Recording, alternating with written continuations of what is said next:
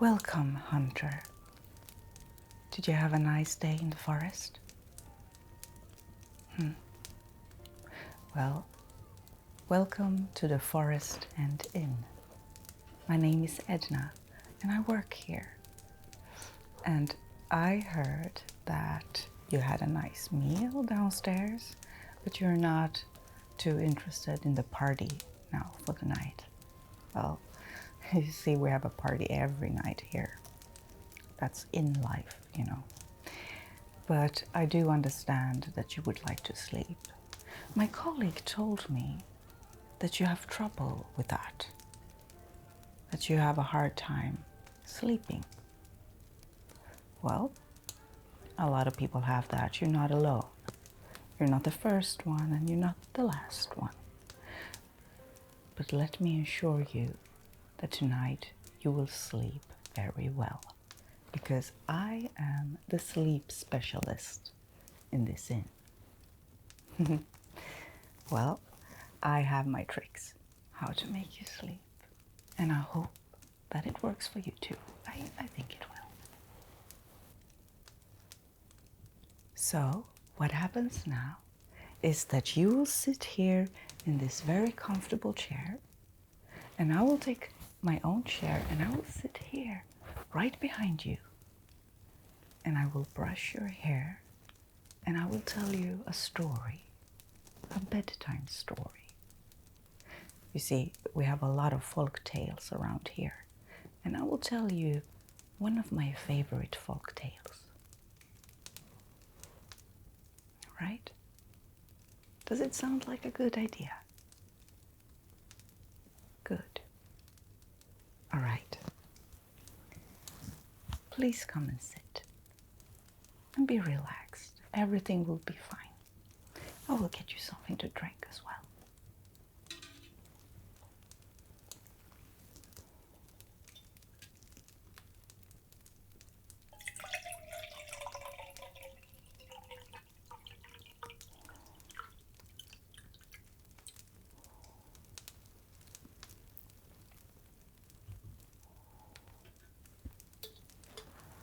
There you go.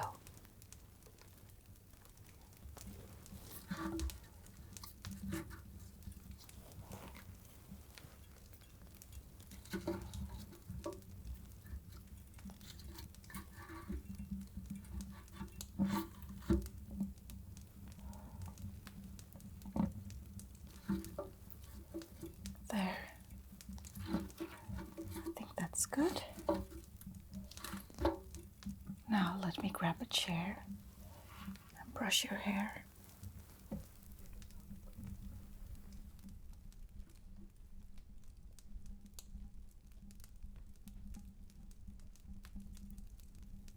right. Let's take a look at your hair.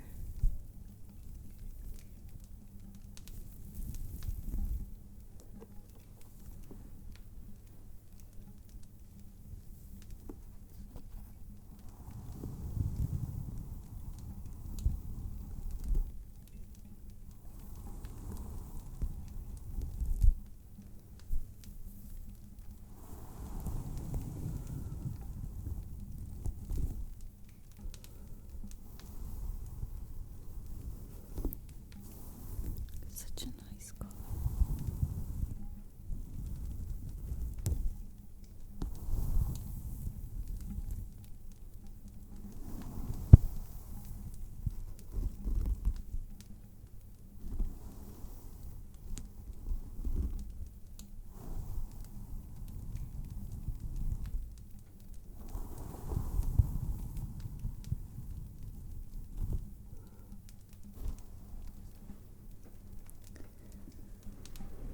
See here in the front.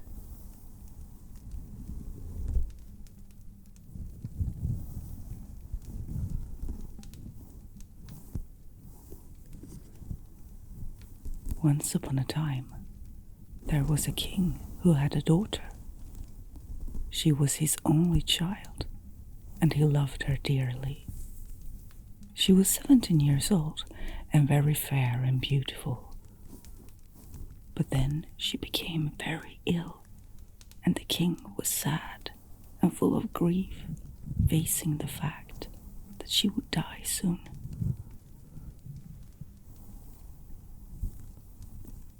He gathered all the wise men of the land, but none of them could find a cure. One day, a wise woman came to the royal court and found out that the princess was sick. "Go and get her a golden apple with silver leaves, and she will be well again," the old woman told the king. The king let everyone in the land know that whoever could find a golden apple with silver leaves would get to marry the princess as a reward. Far away from the castle, a wild apple tree that never bore fruit was growing on a high mountain, and next to that mountain lived an old woman who had 3 sons. Like everyone else in the land, they had heard about the princess and the golden apple that she needed. But of course, none of them had any idea where such a fruit could be found. So one morning, when the old woman went out to get water from the well, she saw something glister up on the mountain. She called her sons, who soon climbed the mountain to take a closer look. Indeed, the old wild tree got both golden apples and silver leaves on its branches. Now, of course, the desire was awakened in all 3 boys to set off at once to the king's castle to win the prince's heart. But their mother warned them. "Only one of you can marry her," she said. "You should not argue, but go and try your luck in proper order, the oldest first." So the eldest son got to go first and picked a golden apple with silver leaves, put it in a basket, and set off for the castle. To get there, he had to walk through a deep forest, and in the forest he met an ugly sorceress. "Good day," said the lady. "What do you have in the basket?" "Pig's hair and horse tail," the boy replied. "So be it," answered the lady, and let him pass. When the boy arrived at the king's castle, he was stopped by the gatekeeper, who wondered about his business. "I'm here to give the princess a golden apple with silver leaves," the boy declared. "That is good," replied the guard. "But before I let you pass, I have to take a look." When the guard looked into the basket, it turned out to be full of pig's hair and horse tail. The boy had to return home in shame. Now the middle son set off with this golden apple in the basket. As he walked through the forest, he met a sorceress. "Good day," said the lady. "What do you have in the basket?" "Nuts that no one can crack," replied the boy. "So be it," answered the lady, and let him pass. When the boy arrived at the king's castle, he was stopped by the gatekeeper, who wondered about his business. "I'm here to give the princess a golden apple with silver leaves," the boy said. "Oh, that's good," replied the guard. "But I have to take a look." When the guard looked in the basket, it turned out to be full of rock-hard nuts. The boy was ashamed to go home and tell about his failure. Now it was the youngest son's turn to try his luck. Like his brothers, he placed a golden apple with silver leaves in a basket and set off. Soon he met the sorceress.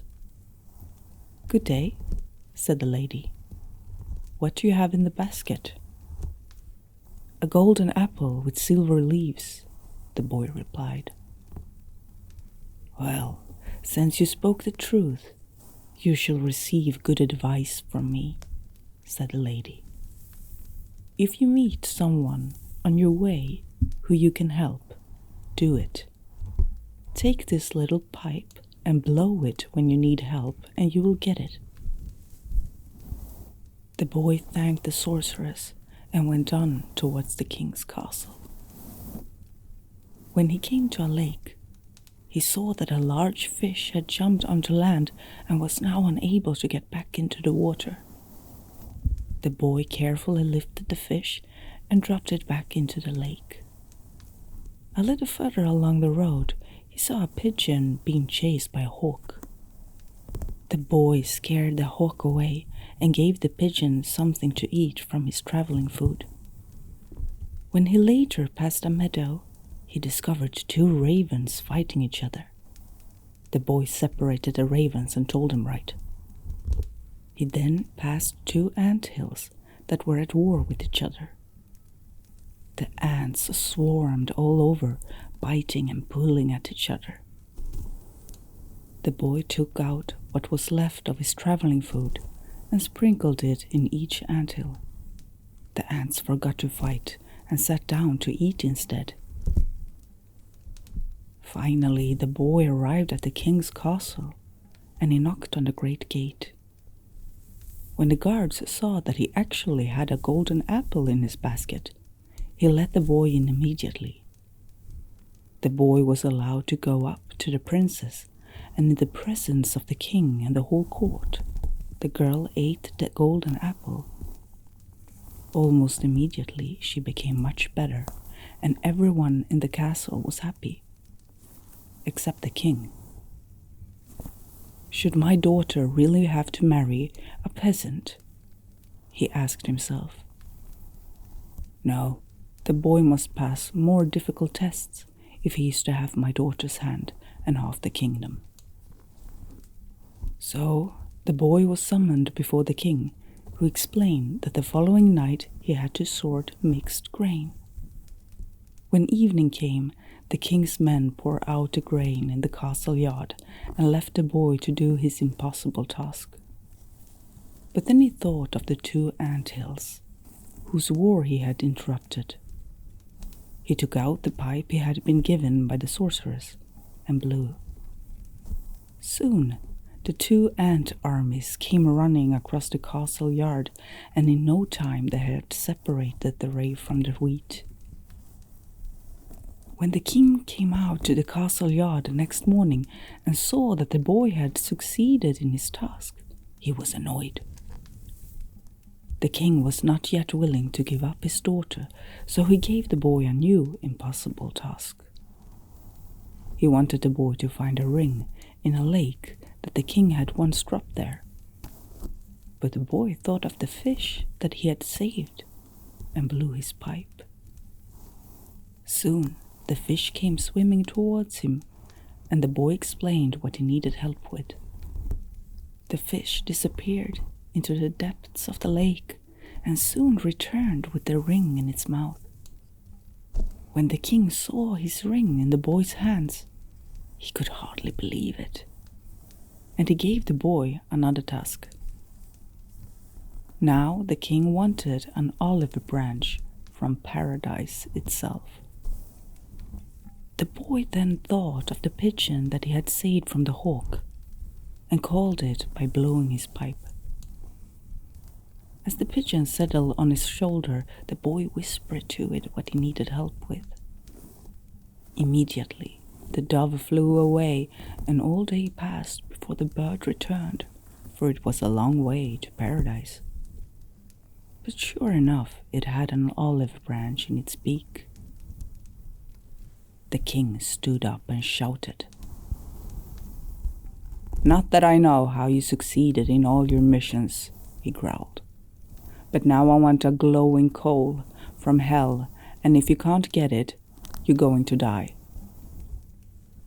That didn't sound so fun, but the boy thought he could probably handle this too. He thought of the ravens he had helped to make peace and blew his pipe. The two black birds immediately appeared, and the boy told them what he needed help with. One of the ravens set off for hell, and in the twilight he returned with coal from Devil's own stove. When the raven dropped the coal in the castle yard, a terrible roar was heard and shook the castle. The king ran out to see what had happened, but was immediately dazzled by the glow from the coal. "Now, you've been messing with me long enough," said the boy to the king. "Now give me the princess you promised, or I go home, and the coal of hell will lie in your garden forever." Then the king realized how badly he had behaved. Could he get a better husband than this boy who had done so much to win his daughter? Now the king went down on his knees in front of the boy and promised him everything he could wish for if he would only take the coal away. The boy blew his pipe, and the other raven grabbed the coal and flew off to hell with it. Now the boy was dressed in purple and gold. The wedding was prepared, and the silver leaf of the enchanted apple was made into the bride's crown. After a few years, the king made the boy and the princess the new rulers of the land. And as far as I know, they are still the rulers of this land.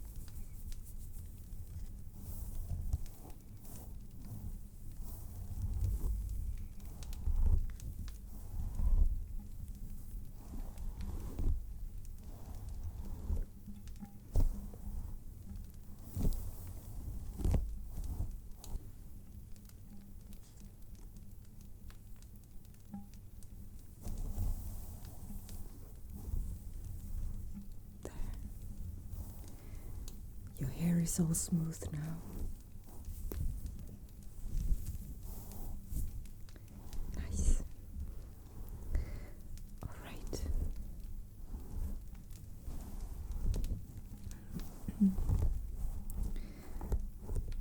It's so beautiful.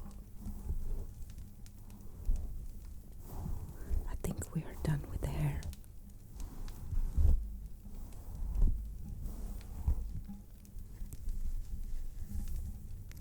All right.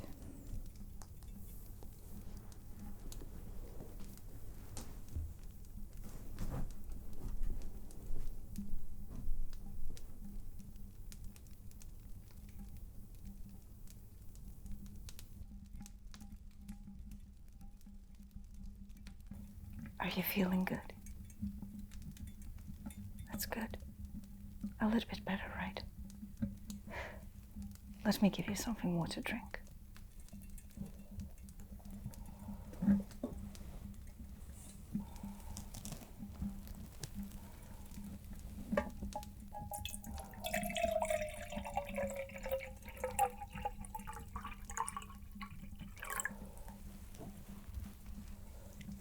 There you go.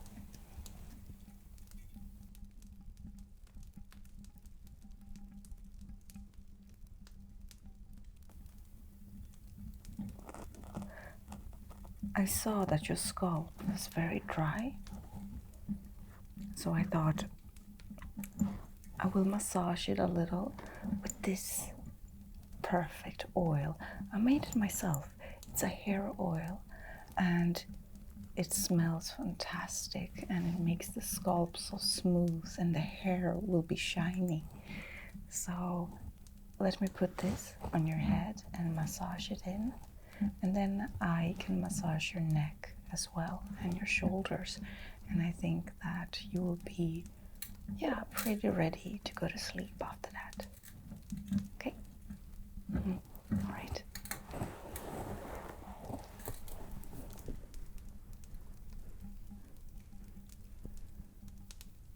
All right.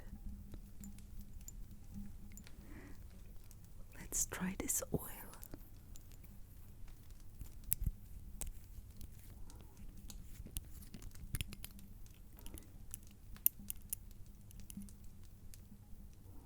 Oh, it smells so nice. All right. I drop a little here.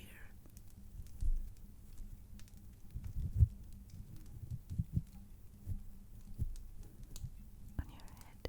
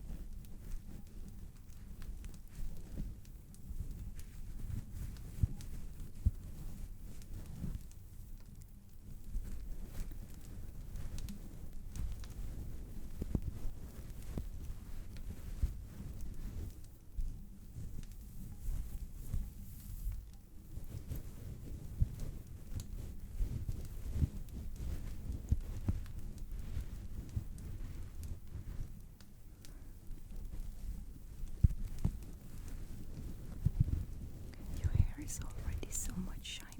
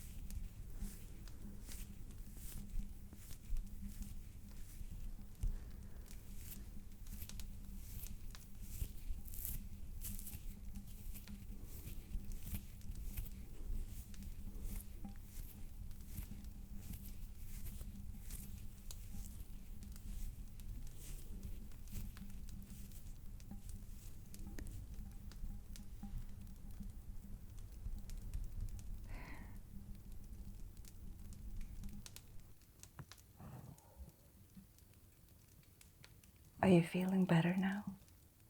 More sleepy? Good. Then it's time to go to bed. I will put in some more wood in your little fire here, and you can go to bed now. And I see you in the morning.